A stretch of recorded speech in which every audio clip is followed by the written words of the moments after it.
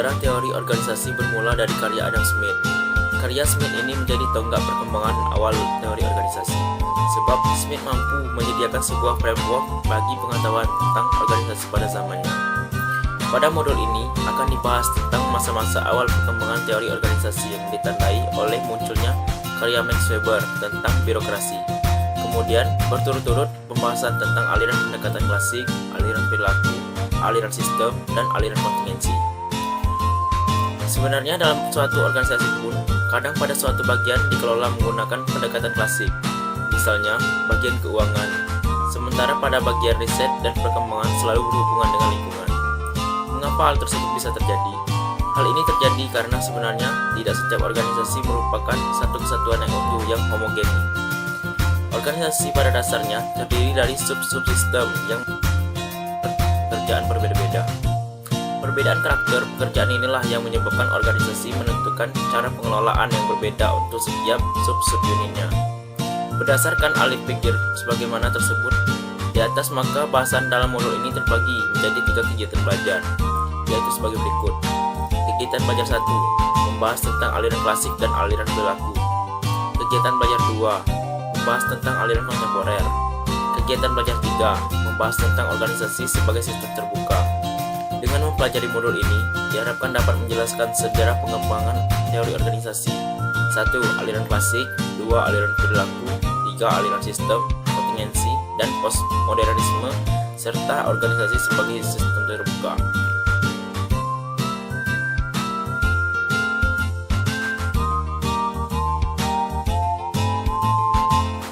Satu, evolusi manajemen modern.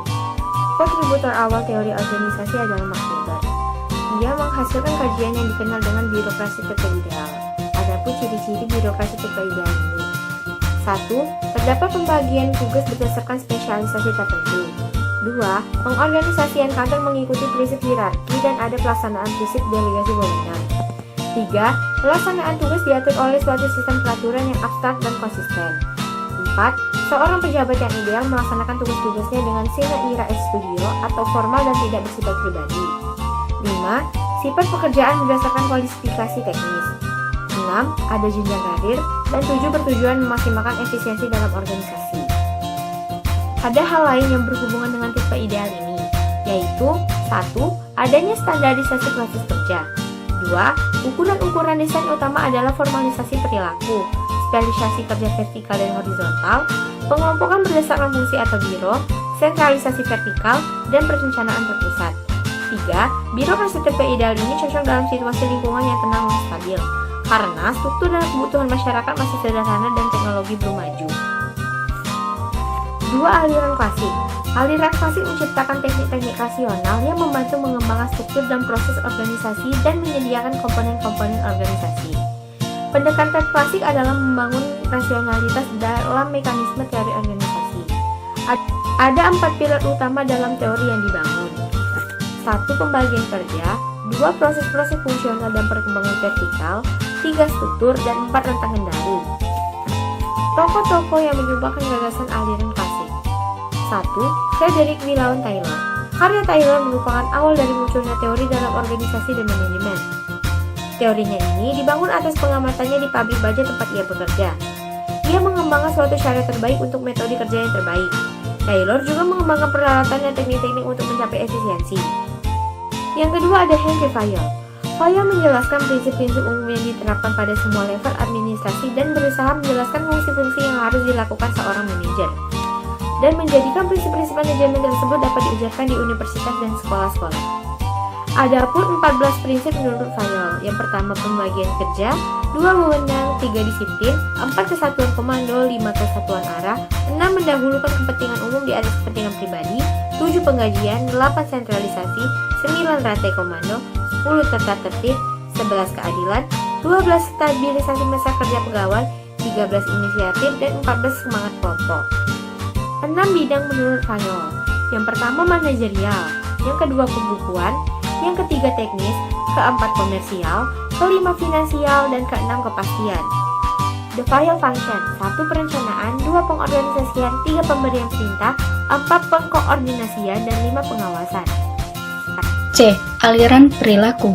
Pada dasarnya, aliran perilaku tidak menolak teori-teori yang digunakan untuk membangun aliran klasik. Hanya saja aliran klasik masih terdapat kekurangan, yaitu aliran klasik masih menganggap faktor manusia adalah suatu yang konstan atau tetap. Munculnya aliran perilaku adalah untuk mengisi kekurangan pada aliran klasik, yaitu dengan memusatkan kajiannya pada perilaku manusia. Aliran perilaku memandang bahwa organisasi terdiri dari tugas-tugas dan manusia. Aliran perilaku menaruh perhatian pada dinamika kelompok, peranan kinerja, motivasi, kepemimpinan, dan hubungan antar manusia. Sumbangan terbesar aliran ini adalah bahwa manajemen memiliki kemungkinan untuk memahami perilaku pada anggota organisasi dan merubahnya untuk mencapai efektivitas organisasi. Aliran perilaku juga seringkali diberi nama aliran hubungan antar manusia atau Human Relation School. Tokoh-tokoh pada aliran perilaku. Yang pertama, Elton Mayer. Yang kedua, Mary Parker Follett dan Kester Barnard. Yang keempat, Abraham Maslow. Yang kelima, Friedrich Hertzberg.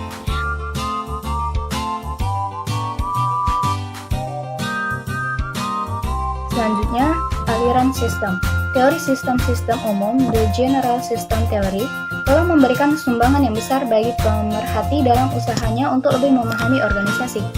Teori sistem tidak hanya memberikan sumbangan terhadap pemahaman fungsi-fungsi organisasi, tetapi juga dalam usaha memahami hubungan antar organisasi dengan lingkungannya.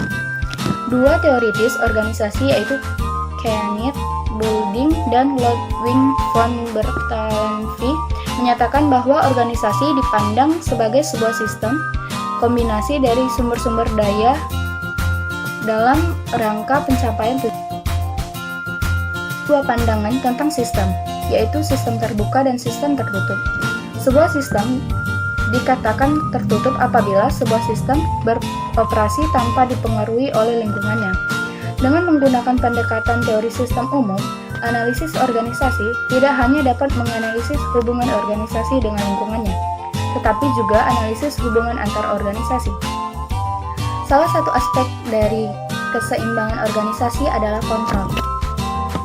Pandangan aliran sistem menganalisis bahwa organisasi berhubungan dengan lingkungannya dan dengan organisasi lainnya.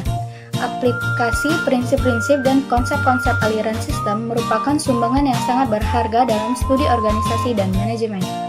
Pendekatan sistem membantu analisis untuk menemukan keseimbangan yang diperlukan oleh organisasi dalam berhubungan dengan lingkungannya.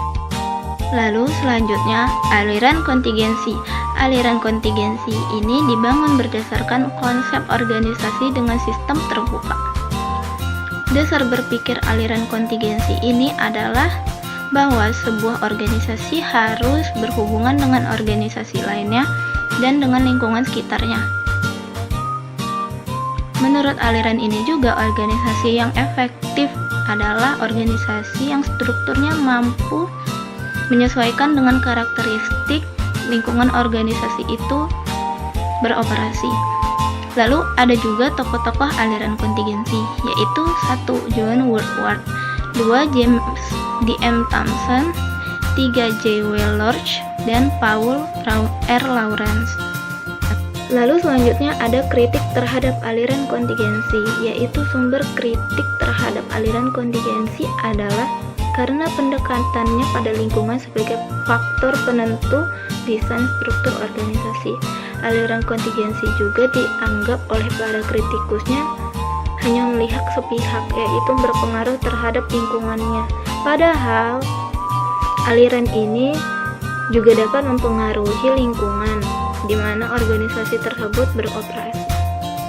Baiklah, di sini saya akan menjelaskan tentang aliran postmodernisme. Ada 3 perubahan besar di akhir abad 20, yaitu perubahan ekonomi yang ditandai oleh runtuhnya kapitalisme, perubahan sosial yang ditandai oleh munculnya postmodernisme. Postmodernisme tidak menolak modernisme secara keseluruhan. Postmodernisme dengan konsep dekonstruksinya sebenarnya hanyalah suatu strategi baru untuk memeriksa sejauh mana struktur-struktur yang terbentuk itu dimapankan batas-batasnya dan ditunggalkan pengertiannya. Modernisme mempertanyakan metode-metode objektivitas, netralitas, dan generalisasi yang menjadi dasar modernisme. Selain konsep dekonstruksi, konsep lain yang penting yang berhubungan dengan postmodernisme adalah konsep genealogi yang dari Michel Foucault. Genealogi menawarkan suatu cara penafsiran yang fleksibel dan relativistik. Postmodernisme menawarkan semangat keterbukaan, kebebasan, dan fleksibilitas dalam melihat berbagai fenomena.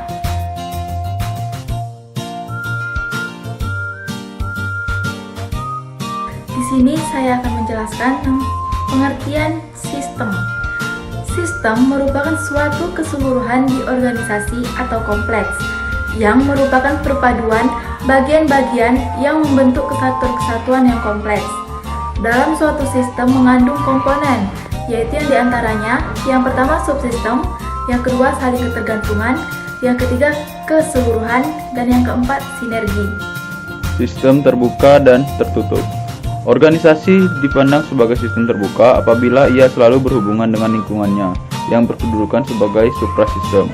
Sedangkan organisasi dipandang sebagai sistem tertutup apabila organisasi tersebut tidak berinteraksi dengan lingkungannya. Organisasi sebagai sistem terbuka memiliki hubungan dengan lingkungan. Ia memiliki energi yang berasal dari lingkungan yang dapat digunakan untuk menggantikan energi atau sumber daya yang hilang yang digunakan untuk proses produksi sehingga ia mampu menyesuaikan diri dan memperbaiki diri secara terus-menerus untuk mencegah dari kematian. Analisis sistem. Di dalam analisis sistem terdapat analisis input dan output yang memiliki 6 tahap seperti berikut. Yang pertama, menentukan sumber input, yang kedua menentukan input, yang ketiga menentukan proses transformasinya, yang keempat menentukan output, yang kelima menentukan siapa pengguna outputnya, yang keenam menentukan sistem umpan baliknya. Begitulah seterusnya jika menggunakan sistem analisis sistem dalam meneliti efektivitas organisasi. Selanjutnya dalam sistem lingkungan dibedakan menjadi 3, yaitu lingkungan mikro, lingkungan antara, dan lingkungan makro. Lingkungan mikro tidak secara langsung berhubungan dengan lingkungan makronya. Hubungan antara atau boundary spanning, lingkungan akan menyerap input dari lingkungan dan menghubungkan organisasi dengan pengguna dalam bentuk menjembatani dalam melempar output ke dalam lingkungan pengguna atau users. Komponen lingkungan makro. Bagan di awal menjelaskan bagaimana suatu organisasi bekerja dipandang dalam sistem terbuka. Organisasi memperoleh masukan dari komponen lingkungan makro seperti SDM, sistem politik dan ekonomi, budaya dan teknologi, dan masukan dari karakteristik komponen makro seperti apakah lingkungan tersebut heterogen atau homogen, perubahan lingkungan ada atau tidak, sumber-sumber bahan baku langka atau menimpa, tugas-tugas yang dikerjakan rutin atau tidak.